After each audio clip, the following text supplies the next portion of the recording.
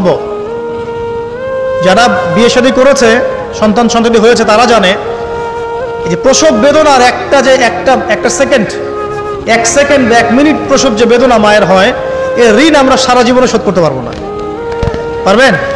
এই কারণে মায়ের পায়ে নিজ জান্নাতের কথা বলা আছে।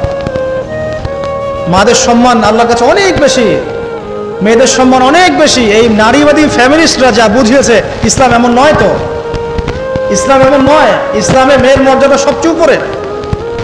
সেই মেয়েদেরকে আমরা এখন কি করেছি, কাপড় চোপড় সব কমিয়ে কমিয়ে বেপর্দা করে রাস্তায় নামিয়ে দিয়েছে।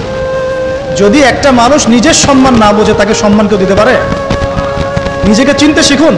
আমাদের সম্মান আল্লাহর কাছে অনেক বেশি।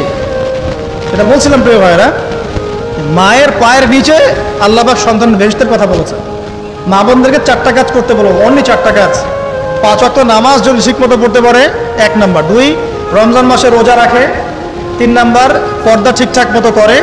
আর 4 নাম্বার, স্বামীর আনুগত্য করে। ইনশাআল্লাহ জান্নাতের যে কোনো দরজা দিয়ে ইচ্ছা প্রবেশ করতে পারবে ইনশাআল্লাহ।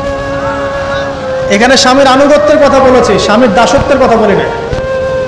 আনুগত্য দাসত্ব এক জিনিস না। আনুগত্য মানে কি? আনুগত্য মানে আপনি স্বামীর যে কোনো ভালো কাজে আপনি তাকে সায় দিবেন, আনুগত্য। নামাজ পড়তে বলেছে, নামাজ পড়তে হবে।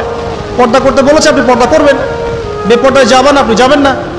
এটা আনুগত্য। দাসত্ব কি? দাসত্ব হচ্ছে যে সে ভালো মন্দ যাই বলুক আপনি শুনছেন, এটা দাসত্ব।